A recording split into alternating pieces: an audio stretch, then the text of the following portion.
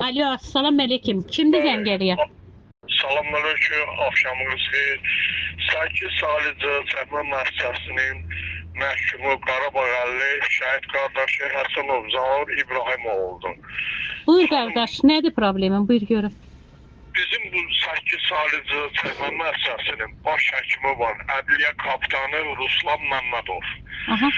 3 ildir ki, o bu müəssisəyə baş həkim gələn bir gündən buradan 6-7 meyit çıxır. Məhkumlar ölürlər.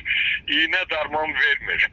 Deyir ki, gedin harada şikayət edirsiniz eləyin. Mənim pulum da var, adamım da var, vermirəm. Pulu dərmanı devlətin bizə ayırdığı iğnə dərmanı, spitlərdir, serrozdur, infarkt keçirdən insanların dərmanlarını pulla satır.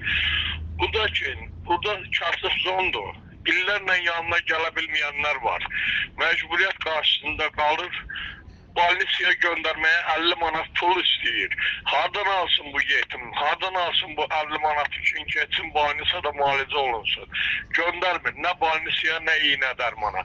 Dünənlərimdə mən ondan dərmanlarımı istəyəndə məni təhqir elədi, mənə olmazın sözünü, mənə qayıtdı ki, siz birinci Qarabağ əllərini heç cənab prezident də saymır. Görürsünüz, efir vasitəsilə dedi ki, mənim vaxtımda İkinci Vətən müharibəsi əlilləri onlar aldılar. Döyüşü, şanı falanı. Amma güya bizlər o vaxtı vətəni satmışıq.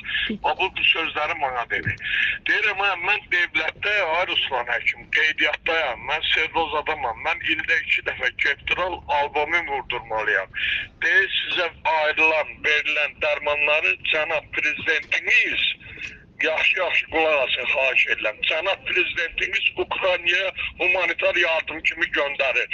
Sizə o deyir, olsa deyir, millətdən deyir, üz döndərib deyir, görürsünüz da. Kim deyir bunu? Bu barədə Bir dəqiqə qardaşım. Qardaşım, kim deyir bu sözləri?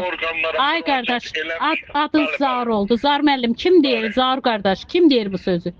Ruslan həkim. Ruslan həkim, yəni ki 8 saylı cəza çəkmə müəssisəsinin həkimi, Baş həkimi. baş həkimi. Baş həkimi. Bəli, bəli. Buyur, eşidirəm, buyur. Stovatın da ağzını bağlayır, dava dərman olan. 2 dənə feşildir. Feşillər yazıq deyir, bax dərman da gəlir, falan da gəlir, amma müəssisəyə deyir, girmir. Hamısını çöldə satır. Qumarbazdır, narkomandır. Bunu öz qrup yoldaşlarıdır, işçilərdir.